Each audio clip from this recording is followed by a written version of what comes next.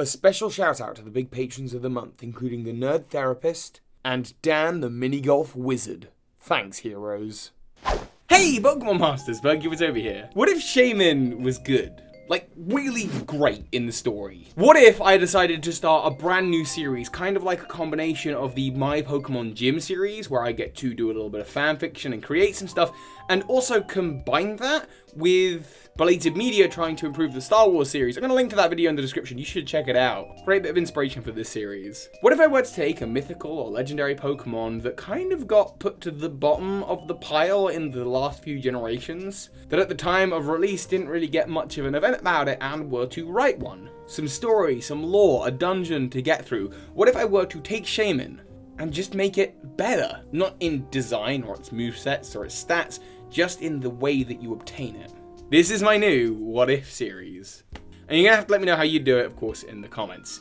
So, let's begin. Shaymin. Generation 4, that's where it started. How did you obtain it? Well, there were two ways. There was a number of events originally, but this Pokemon, of course, was first introduced in Diamond and Pearl. In Diamond and Pearl, if you were lucky enough to go to one of the events, you could get the Oak's Letter, an item that you could use after you had conquered Victory Road to go to the end of Victory Road and meet Professor Oak. It sort of suggested that you're like a worthy Pokemon trainer, and Oak seems to know that Shaymin is nearby. You go to this big stone slab, and he remarks that there's something similar in Kanto, which we've not seen in any of the other Kanto remakes, but he would suggest that you can find this stone slab in Kanto, and once you write down on it what you're grateful for, a big path opens up. A very long path that kind of ruins the map of Sinnoh a little bit. Like, geographically, how does that even make...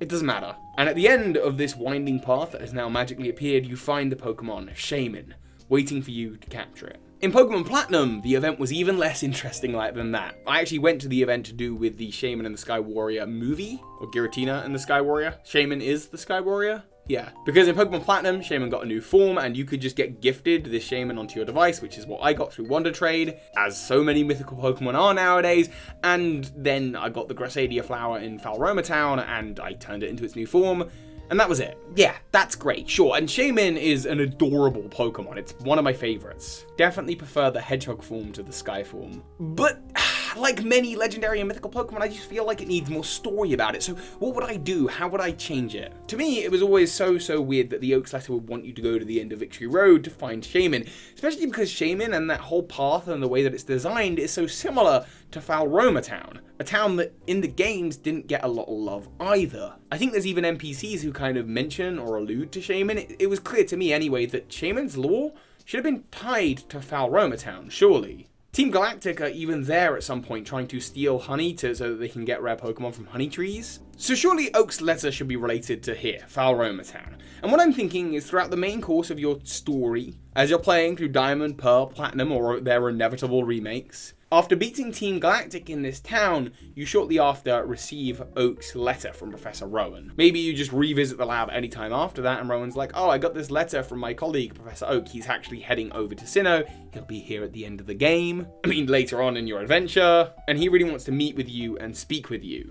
When you eventually do meet Professor Oak, when he's telling you about the Pal Park, he'll tell you to meet you in Falroma Town. And when you finally meet up with him in Falroma Town, he'll be like, hey, when you were here battling Team Galactic, did you notice anything odd about this town? It's covered in flowers. It always flourishes. Even though there's like an ironworks like just above it, there's like no pollution issues here. It's because of this cool mythical Pokemon, Shaymin. See, once upon a time, they were going to turn this whole area into the Fugo Ironworks, which again, we need to add some more love to this area from Diamond, Pearl, Platinum, because it's like one of the most obscure, unheard of areas in the game. You don't have to go there for the main quest for any reason. Once upon a time, this whole area was going to become industrial, and eventually it would have spread to Eterna Forest.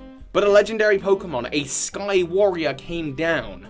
Flew down from Mount Cornet and grew all these flowers. The flowers were so beautiful and people were so grateful to see them that they couldn't destroy the field. And it is said that that mythical Pokemon possibly still resides here. And we're not going to have this stone slab and the gratitude thing, because even though it is the gratitude Pokemon, the stone slab makes no sense. There isn't one in Kanto either. So you're like, cool, well, how do I meet this Pokemon? And he'll tell you to take a certain entrance through Eterna City. You go up through Falroma Town, through Eternal Forest, and then you can make your way into Mount Cornet, which of course is the source of a lot of legendary Pokemon lore in the Sinnoh region. You find your way in there, and because you are now worthy, a special path has opened up. It's not a path that's going to dramatically change the look of a region like that sea path that Shaymin was on before. Instead, it's just an extra doorway in a cave, and it's going to lead you through this whole little network of caves, where eventually you're going to come out on this really fertile bit of mountaintop. It's not the peak of Mount Cornet, it's not nowhere near as high up as Spear Pillar, but it's just this very, very, very grassy area. It also helps link Shaymin in with Giratina because they have a relationship apparently in Giratina and the Sky Warrior. I mean, it's a very minimal relationship, but they do end up bumping into each other, so this can kind of play into that. What you find while you're up there on the mountaintop is all these fields of flowers and lots of rare Pokemon. Female Combee, Munchlax, Burmy, other Pokemon that would usually appear in honey trees. This is where you can find them more commonly in Sinnoh. And the reason that they appear in honey trees is the only reasons that they descend from Mount Cornet to the rest of the region is when they get a whiff of honey. Sometimes they just have to travel that far down. It explains where they're all at when they're not in the honey trees. Didn't need that explanation, I just think it would be nice to have an easier way to get a Munchlax in Sinnoh. Because man, those honey trees are evil. I digress. As you're walking around, you find a lot of elder Pokemon trainers who are living here kind of like the people that live in Cortana's Ultra Space. They're just these guys who kind of sit there and meditate, and they don't like interruption or influence from the outside world. They will pretty much all want to challenge you to leave, and they'll use lots of the grass Pokemon that appear in the Platinum Pokedex. Tangrowth, Tropius, Leafeon, Roserade, Torterra, and these elders all give you information about the Pokemon that used to live here. And if you keep traveling around here, you will find a way to meet it. They'll elaborate on the story that you've heard earlier and tell you about how industrial Sinnoh was going to kind of root up and destroy the nature of Falroma Town in the past with the ironworks, and that this Pokemon that used to live in Mount Cornet descended down to Falroma Town to stop that. At the end, once you've battled all of the elders, you will find a very rare flower, a Grasadia flower. One of the elders who's guarding the flower will ask you what you're grateful for, and you will say you were just grateful to have learned so much about this rare Pokemon and to be able to come to this very special place. He will say that you are ready to take the Grasadia flower then, and you are definitely worthy. You take the flower and you head back to Falroma Town. And this area, it doesn't disappear just because the event's over. It is still there. It is still accessible. Just so you can catch those extra Munchlax or more common female Combee. You finally make your way back to Falroma Town, to the Flower Garden. And there, Professor Oak greets you. You bring him the Grasadia flower, and Shaymin finally appears. It appears in the Flower Garden there, which makes so much more sense to be its home in the world of Sinnoh. And of course, this is where you get the chance to finally catch and battle it.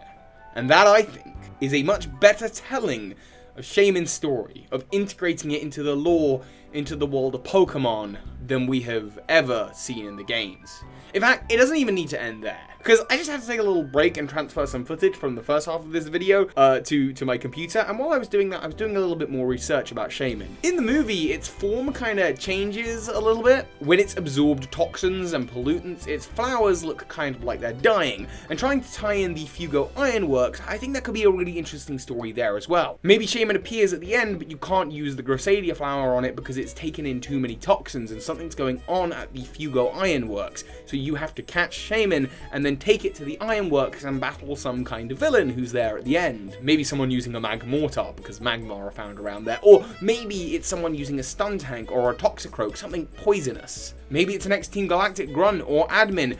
The possibilities here are really endless. Maybe you have to battle them before Shaymin's return to full form, and then you can get the Grasadia flower.